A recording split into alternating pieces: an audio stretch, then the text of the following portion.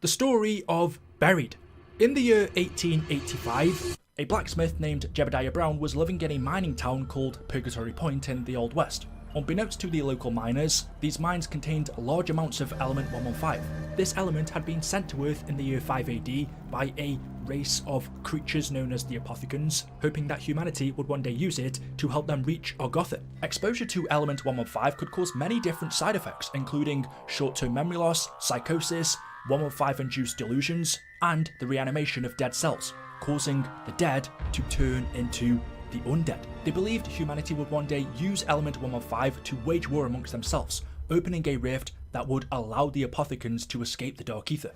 One day, a miner called Clive Farnsworth went down into these mines, stayed down there for 10 days, and when he came back up, he was changed. Clive started acting like a feral animal, rabid and carnivorous. His mind was gone, his flesh all sallow and bloody, his eyes blazing a red light. Clive had come into contact with the element, turning him into a zombie. One of the first homes he stumbled upon belonged to Jebidiah and his mother. Jeb was at the shop at the time, his mother went out to meet him, and Clive jumped on her, ripping her throat out.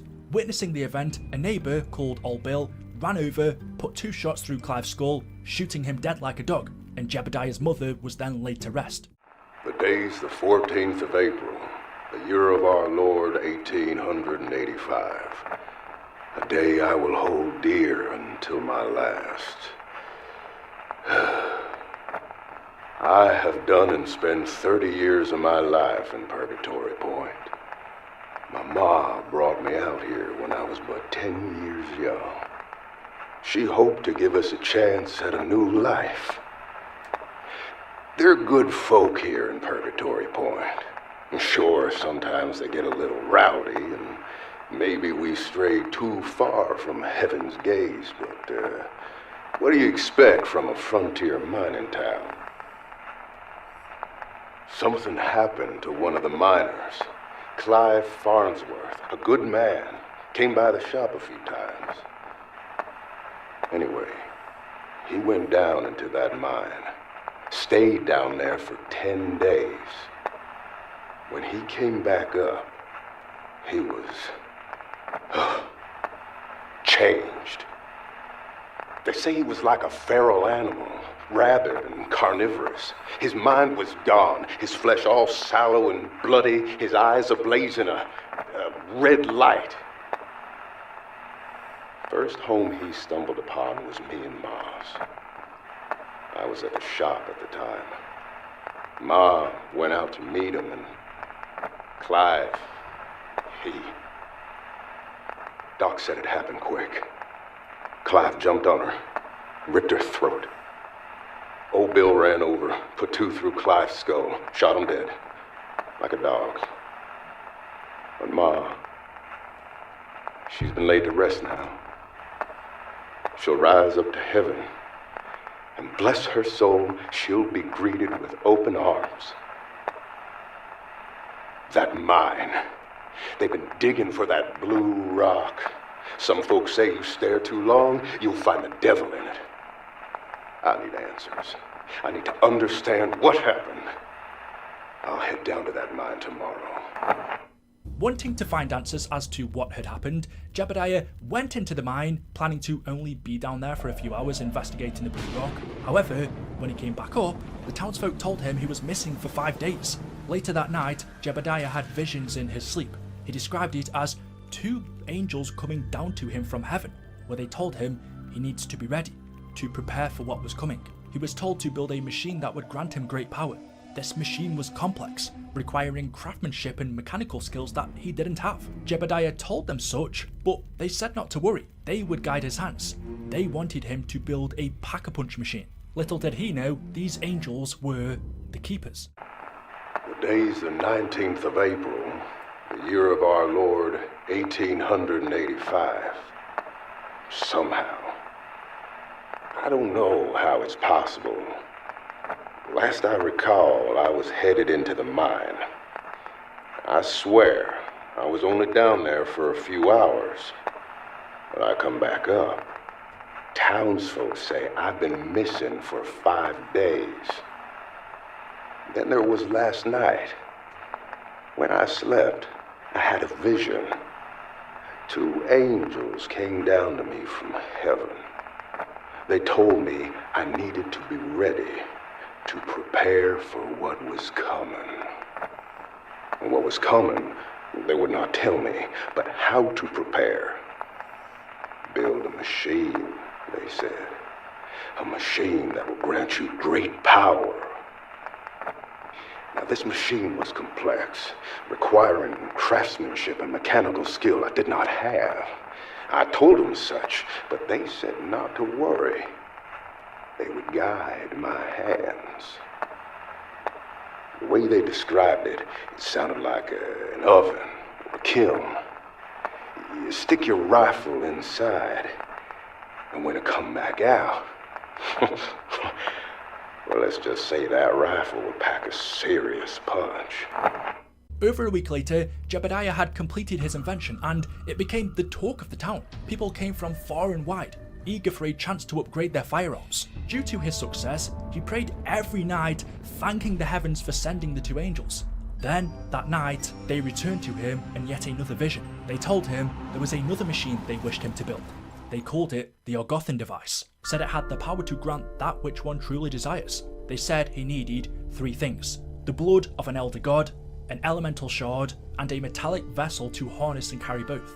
The day's the 30th of June, the year of our Lord 1885. My invention is the talk of the town. People been coming from far and wide, eager for a chance to upgrade their firearm. Revolver, rifle, the machine don't care. It'll pack them all. I pray every night, thanking the heavens for sending them 2 angels. I couldn't have done this without their guiding hand. They returned to me last night. They told me there was another machine they wished me to build. They called it the argarthan device. Said it had the power to grant that which one truly desires. I told them I was their servant. Show me the path and I will walk. They said I needed 3 things: the blood of an elder god, an elemental shard, and a metallic vessel to harness and carry both. To find the blood, they instructed me to travel to the bottom of the ocean. I told them this I could not do, for I would perish. To craft an elemental shard, they instructed me to forge 4 souls with a blue rock from our mine. I told them this I could not do, for I do not have the means to siphon a human soul to an element. But a metal vessel, well, I am a blacksmith. That I think I could manage. To find the blood, they instructed him to travel to the bottom of the ocean. He told them this he could not do, for he would perish. To craft the elemental shard, they instructed him to forge 4 souls with a blue rock from the mine. He told them this he could not do, for he did not have the means to siphon a human soul to an element. But a metal vessel, that he could build because he was a blacksmith. It took him 21 days to craft the metal vessel, which would become known as the vril vessel. Within that time, Jebidiah also managed to create another contraption called the vril device, otherwise known as the golden rod. But the side effects of element 115 had begun to consume the town. The townsfolk were acting crazy. Paranoia, visions, seeing things that weren't there, causing violence. 7 people were killed in 5 days alone. Jebidiah feared this disease that consumes the town had gotten to him too. That night, he felt overcome with loss and grief, and so went to see his mother in the cemetery. Maybe it was the whiskey, maybe it was delirium, but he dug her up and took her into town. He took her dead body into his shop, where his pack-a-punch machine was kept, and feeling like something took control of his body, like a puppet on strings, he placed her into the machine, thinking it would somehow bring her back, but instead, she vanished. Still drunk, he stumbled home in a daze, but as he arrived, before his eyes, he sees an apparition, a spirit that looked just like his mother, only she now appeared younger. From then on, she would float around the house, protecting her manor and playing the piano. For one final time, that very same night, the angels came back to Jeb and told him the last thing he needs to do is upgrade the metal vessel he built using the machine. The day's the 21st of July, the year of our Lord 1885. Confession. I am burdened with sin. I fear I am the architect of my own damnation. This town is cursed. The devil himself has possessed our people. Folk have been acting all kinds of crazy paranoia, visions, seeing things that ain't there. And the violence. 7 dead in the last 5 days. Sheriff don't know what's gotten into these people. But I know it. It's that damned mine. Them blue rocks. Doc believes them to be meteors from the sky, from up in the stars. Maybe from heaven. But whatever the cause, I fear the disease that consumes this town has gotten to me as well. Last night, I felt overcome with loss and grief. I went to see Ma at the cemetery. Maybe it was the whiskey. Maybe it was delirium. I can't say much. I dug her up and took her into town. I took her to my shop where I kept the machine. I don't know what came over me. Like something took control of my body, like a puppet on strings. I put her in the machine. I don't know why. Maybe it would bring her back to me. But she vanished. Nothing came back out. I stumbled home in a daze, but as I arrive, I see before my eyes, I see an apparition, a spirit. It looks just like her, only when she was younger. She floats around the house now. I catch her playing the piano. The angels, they came back to me again. I've built the metal carriage just as they asked. Only one thing left to do now. Upgrade it with my machine. And on that next day, the 22nd of July, 1885, he put the metal vessel in the pack-a-punch machine, just as instructed, and the next thing he knew, it was as if all of the energy, all of the power of the world got sucked out of the air and pulled inside of the machine. Then, the world went white, and when he woke up, he saw his shop, all the people, the whole town had been transported, buried below the surface of the earth. The old western town had been teleported through space and time to the year 2025, underground in Angola, Africa, and along with it came Arthur, pulled from the year 1318, a day after he buried the Wolf King. After the town's teleportation, it had become fully overrun by the undead. The entire townsfolk turned by Element 115. Jebidiah prayed to the angels for forgiveness to show the path to salvation, but it was too late. Zombies broke through the door of his home and killed him. The day's the 22nd of July. The year of our Lord, 1885. We are truly lost. This town, these people, we are being punished by heaven for our transgressions, and now must suffer the righteous hand of retribution. I did as they asked. I put the metal vessel in the pack-a-punch machine, just as instructed. Next thing I know, all the energy, all the power of the world gets sucked out of the air as if pulled inside the machine. Next thing, the world went white. I came to and I see that my shop, all the people, the whole damn town has been transported as if willed by the Lord into this cavern buried below the surface of the earth. I fear we are at the threshold of hell, the world just waiting to open below our feet. We've been overrun by the devil's army. The dead have risen and now do us in battle. My name is Jebidiah Brown, and I bow humbly before the two angels and ask for forgiveness. Show us the path to salvation! We are listening! Hello? Over 100 years later, in the 1940s, a scientist of Group 935 who were dedicated to studying element 115, named Dr. Edward Richtofen, sent soldiers to Africa on an exploration mission. When they return, Richtofen reports that they found a number of artifacts from an American town buried underground. Among the artifacts and documents recovered were pieces of the destroyed Pack-a-Punch machine built by Jebidiah Brown. Richtofen gives the schematics to Dr. H. Porter to replicate Brown's work, meanwhile also discovering the Vril device, along with plans for the argarthan device and one of its pieces already built by Jebidiah, the Vril vessel. Richtofen kept these plans for the argarthan device in his back pocket in case his main plan for reaching Argartha failed.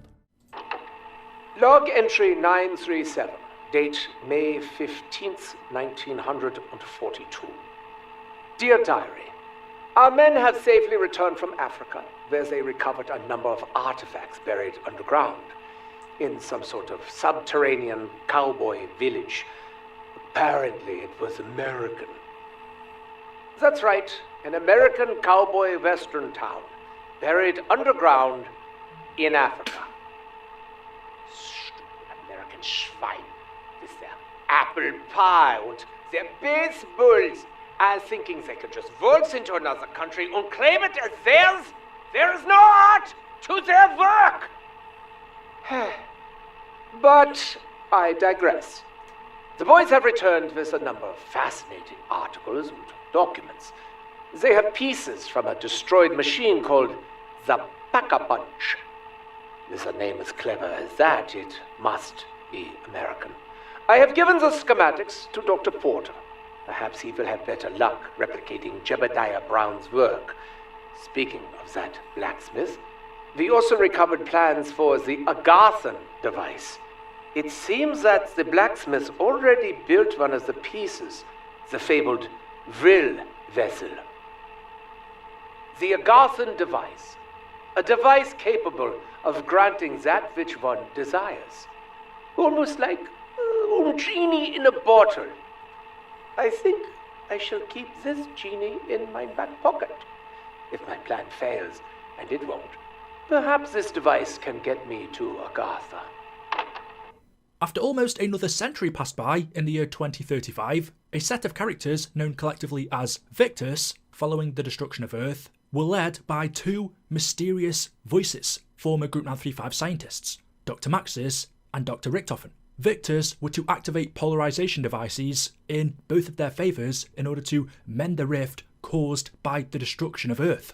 However, after activating two of the polarization devices for Maxis instead of Richtofen, the voices of both of them cease for some time, leaving Victis to wander the Earth. Hoping to find answers about the unforeseen forces commanding them, they make their way to the rift. On their travels, they fight the undead in different cities, towns, and even on ships, until 2 months later when they eventually arrive in Angola, Africa, at a place named Purgatory Point, an old western town located beneath a mining facility. When Victis travel underground, they discover Arthur, who had been transported here from the year 1318 by a previous temporal rift, locked in a jail cell. The voices of Maxis and Richtofen finally return, where they ask Victis to activate the final polarization device. Misty, Malton, Stuhlinger and Russman free Arthur from his cell, and with his help, they decide to activate the final one in Maxis's favour. Along their quest, they come across Jebidiah Brown's mother, who still haunts her mansion as a spirit, attempting to deter anyone from trespassing on her property. But Victis avails and activates the final polarization device for Maxis. Now corrupted by the Dark Ether, Maxis reveals his true intentions of controlling the Ether's energy and reaching Argartha, telling Victis that Earth will be destroyed along with everyone on it, including them. Dr. Maxis then plucks Samantha's soul out of Richtofen's body on the moon so that she can join him in Argartha, leaving his body there, comatose, and punishes Richtofen for everything he's done by trapping his soul inside of a zombie, creating undead Richtofen. And that should have been the end.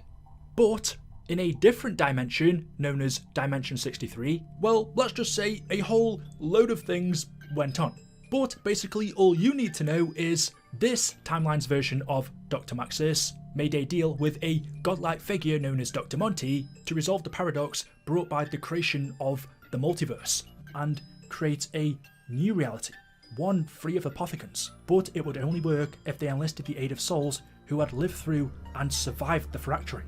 Dr. Monty told Maxis if they were ever to set things right, Richtofen would need to acquire the Chronorium, as it contained the location of a device called the Summoning Key. The next morning, Maxis contacts Richtofen, who, alone, travels to the house to meet with Maxis, where he tells Richtofen the plan to secure the Chronorium and acquire the Summoning Key. Hearing the echoes of his other selves, Richtofen discovers his connection with Samuel Stuhlinger and decides he is going to use Victis to acquire the Chronorium for him. Richtofen then uses a rift to travel through space-time to the 1940s, where he arrives in Dimension 63. He contacts members of the Illuminati and enlists their help to build a secret laboratory beneath Alcatraz prison. Several days later, he meets with a man called Stanley Ferguson and convinces him to assist with the Illuminati's construction of the Alcatraz laboratory. They also constructed 4 cryogenic chambers, where a few months later, Stanley Ferguson reports that the laboratory has finally been completed and that the subjects,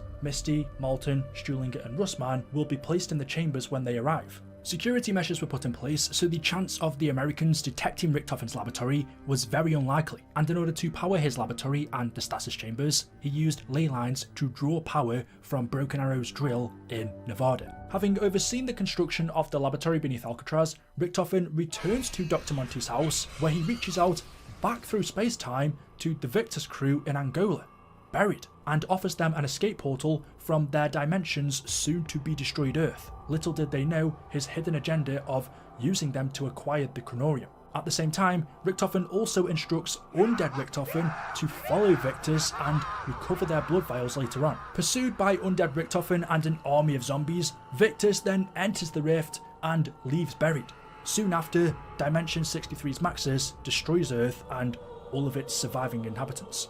And that concludes the story of Buried from Black Ops 2 Zombies. As always, hopefully you've enjoyed the video. If you have, drop a like rating. Make sure you are subscribed to stay up to date with the latest content on the channel, and I will see you in the next one. Until then, goodbye.